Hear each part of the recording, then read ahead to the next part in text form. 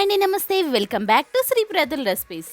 ఈ రోజు చేయబోతున్న recipe Punjabi style rajma masala curry. ఈ రాజ్మాల్లో ప్రోటీన్స్ చాలా ఎక్కువ, అలానే ఇవి రుచితో పాటు మన ఆరోగ్యానికి ఎంతో మేలు చేస్తాయి. అలాంటి రాజ్మా తోటి మంచి రుచికరమైన మసాలా కర్రీని ఎలా చేసుకోవాలో ఈ రోజు చూద్దాం. ఈ రాజ్మాల్ని శుభ్రంగా కడిగి ఓవర్ నైట్ నానబెట్టి చెట్టుకున్నాను. ఈ రాజ్మాల్ని కుక్కర్లో వేసుకుని 5 విజిలీలు వచ్చేంత వరకు ఉడికించుకుందాం.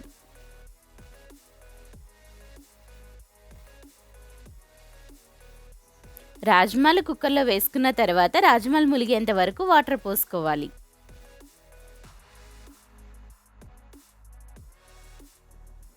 అలానే 1 టీ స్పూన్ ఉప్పు కూడా వేస్తున్నాను. ఇప్పుడు దీన్ని 5 విజిలీలు వచ్చేంత వరకు ఉడికించుకుందాం.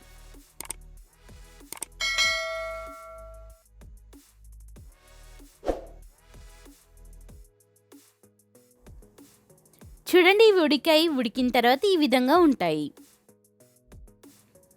స్టవ్ ఆన్ చేసి కడాయి పెట్టుకుని కూరకు సరిపడా ఆయిల్ పోస్తున్నాను. ఆయిల్ కొంచెం వేడైన తర్వాత చిటికెడు ఆవాలు వేస్తున్నాను. అలానే 5 ఇలాచీ కూడా వేస్తున్నాను. ఇవి ఒక 5 సెకండ్ల పాటు వేగిన తర్వాత ముందుగా కట్ చేసి పెట్టుకున్నటువంటి పండలి ఆకులు వేస్తున్నాను.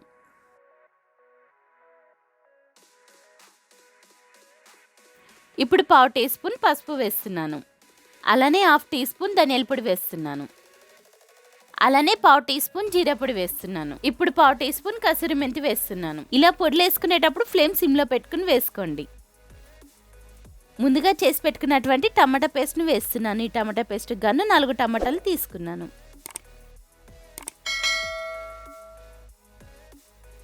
టమాటా పేస్ట్ 2 నిమిషాల పాటు వేగిన తర్వాత 3 టేబుల్ స్పూన్ల కారాన్ని వేస్తున్నాను. టమాటా పేస్ట్లో కారం కలిసే విధంగా కలుపుకొని ఆయిల్ తేరేంత వరకు మూత పెట్టి ఉడికించుకుందాం.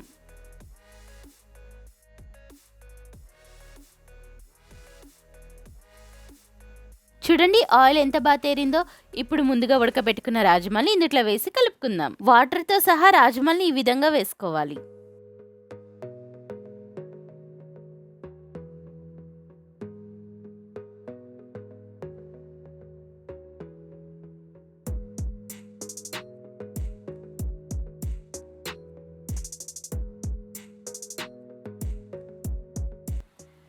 ఇది ఇలా 5 నిమిషాల పాటు ఉడికిన తర్వాత ఉప్పు కారం సరిపోయిందో లేదో ఒకసారి రుచి చూద్దాం. కారం సరిపోయింది, ఉప్పు కొంచెం తక్కువైంది. ఉప్పు వేస్తున్నాను.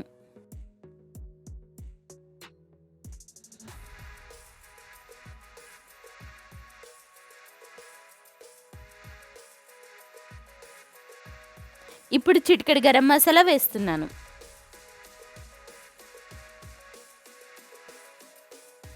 ఇప్పుడు వీటిని మంచిగా కలుపుకొని ముందుగా కట్ చేసి పెట్టుకున్నటువంటి కొత్తిమీరని వేస్తున్నాను. చూడండి, ఎంత రుచికరమైన రాజ్మా మసాలా కర్రీ తయారైంది. ఈ రాజ్మా మసాలా కర్రీ పూరీతో కానీ రోటీతో కానీ అలానే రైస్లో తిన్నా కూడా చాలా బాగుంటుంది. చూసిన ప్రతి వారు ఈ రెసిపీని తప్పకుండా ట్రై చేయండి. ఇలాంటి ఆరోగ్య ప్రయోజనాలు కలిగినటువంటి రెసిపీస్ని అస్సలు మిస్ కాకూడదు. ఇలాంటి రెసిపీస్ని మిస్ కాకుండా ఉండాలంటే మన శ్రీప్రతుల్ రెసిపీస్ని సబ్స్క్రైబ్ చేసుకోండి. అలానే ఈ వీడియోని లైక్ చేసి షేర్ చేసి మీకు ఎలా కుదిరిందో మాకు కామెంట్ చేయండి.